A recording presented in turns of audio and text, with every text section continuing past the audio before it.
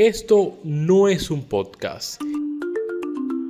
Es una invitación a pensar en cómo somos. A Contracorriente, un espacio para mirar la cultura desde todas las aristas. Bienvenidos a Contracorriente, un podcast pensado para hablar y también para entender la cultura desde diferentes miradas y también desde diferentes aristas. Soy Eric Méndez Díaz y me acompaña el profesor Omar González. Profe, bienvenido. Muchas gracias. Profe, dejamos en spoiler, dejamos pendiente en el tintero, en el capítulo anterior, un tema, y son las industrias culturales. Es un concepto que está en boga por estos tiempos. Se habla mucho de industrias culturales en la época contemporánea, e incluso importantes eventos culturales de nuestro país se han dedicado últimamente a ello. Pienso, por ejemplo, en Romerías de Mayo, que en su edición número 32 se dedicó justamente a las industrias culturales en favor del arte joven cubano. Y entonces salta la duda, ¿no? ¿Qué entendemos por industria cultural? Bueno, eso es un concepto que como el de diplomacia cultural que vimos aquí en otro programa, es relativamente joven. Es un concepto que data de 1944. Ahí en la etapa esa de la guerra y de la posguerra, cuando lo que es la escuela, se conoce como la escuela de Frankfurt, emigra prácticamente toda a distintos países, principalmente Estados Unidos, y Theodor Adorno y Mark Horkheimer emigran a Estados Unidos y escriben un ensayo no muy extenso que titularon Industria Cultural. Hablaban del iluminismo y el misticismo de las masas.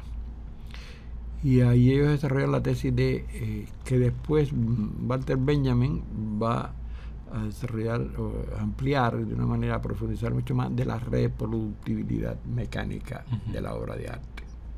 Ahí eso entra en el concepto de todo lo que son los originales múltiples, la reproducción de la obra de arte. Ya con un carácter industrial, ¿no? La obra de arte inicialmente, como se conoce, tenía un carácter único. Y el libro le da a eso una dimensión también múltiple. Otras formas de socialización de la cultura le dan a eso también un carácter múltiple. Lo hacen masivo. Pero no tenían no había alrededor de ese fenómeno una teorización como la que Adorno y Horkheimer emprenden, ¿no? Y a partir de ahí se empieza a introducir el concepto de las industrias culturales.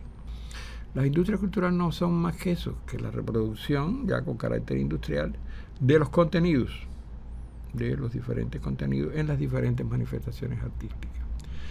Y esa ampliación, esa extensión ilimitada de los contenidos va a dar lugar a lo que es la cultura, la cultura de masas, que ya es cuando intervienen y también previamente en los medios masivos de comunicación. El principio fundamental de las industrias culturales es que están asociadas a la ley fundamental del capitalismo, a la reproducción del capital y la acumulación del capital, de la ganancia. Por eso se habla de ese carácter industrial. Las industrias culturales no es un concepto que se aviene muy bien, de una manera coherente, orgánica, natural, con el socialismo, sino es un concepto que parte de esa realidad. Adorno le dedicó a eso mucho. Ambos fueron muy, muy críticos, partieron del estudio del nazismo que hacía el nazismo con la cultura, con la manipulación de la cultura mediante los medios, valiéndose de los medios, y que hacía en Estados Unidos el capitalismo. Estudian el fenómeno de esto en Estados Unidos, que llegó al paroxismo.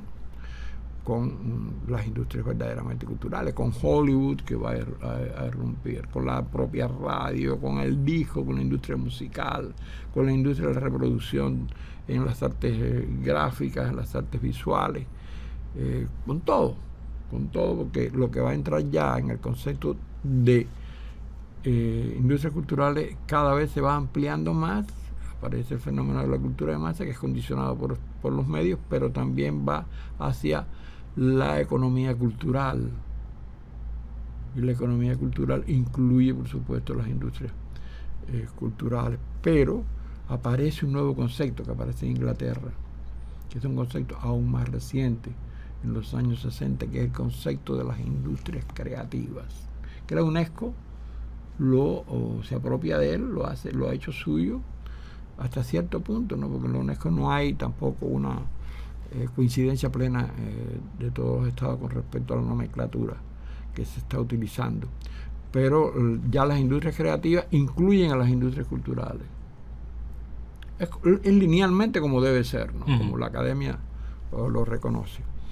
Y las industrias creativas dan también paso a la economía creativa, que incluye a todo. Pero ya la economía creativa va a incluir no solo, hay una diferenciación que se insiste mucho, y es que la industria cultural es la producción seriada, la producción amplia, las editoriales, las disqueras, la industria cinematográfica, todo eso, también.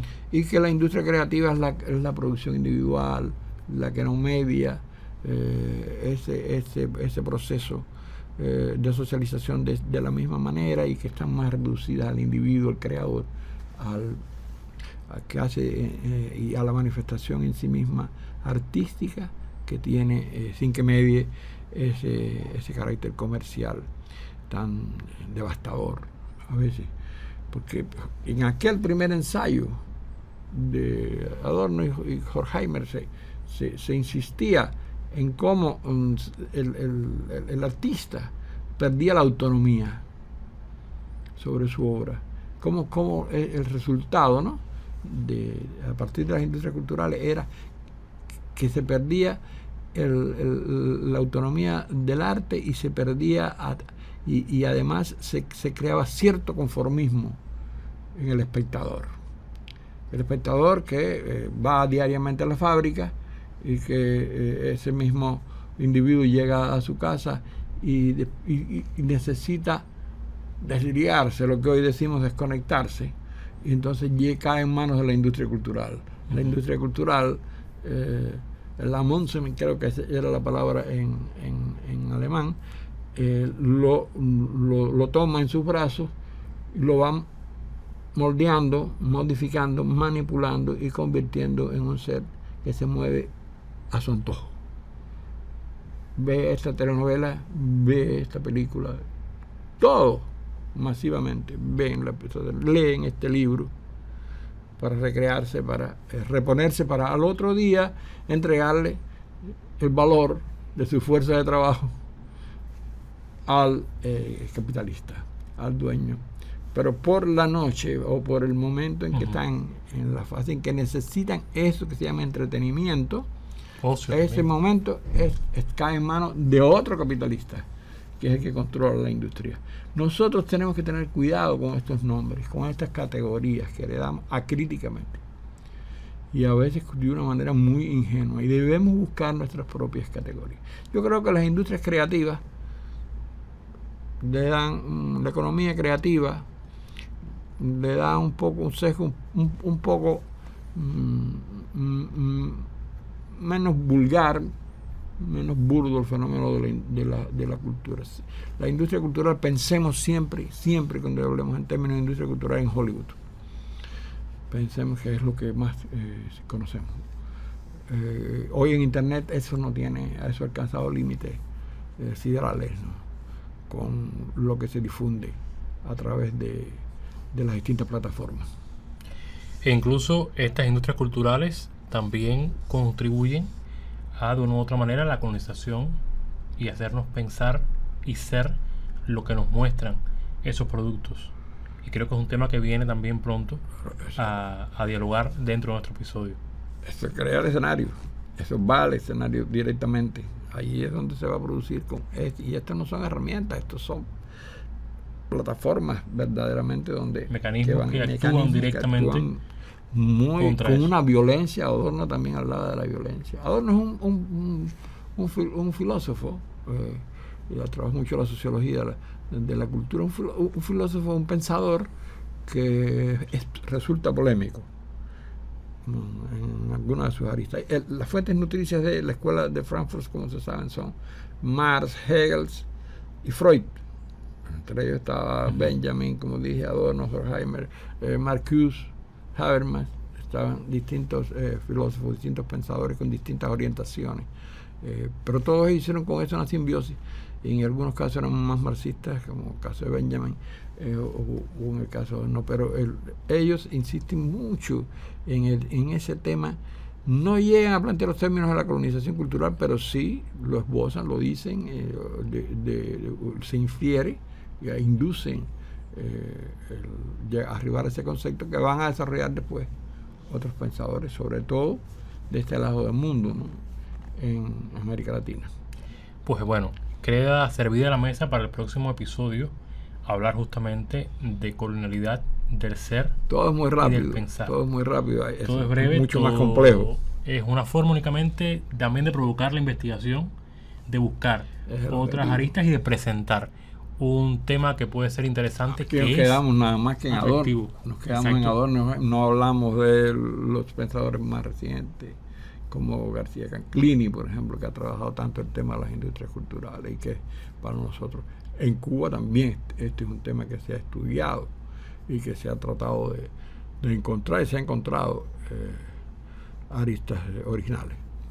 Pues bueno, tenemos tiempo para hablar de todo eso en una próxima oportunidad aquí, para seguir hablando, pensando, entendiendo la cultura de esta forma, a contracorriente.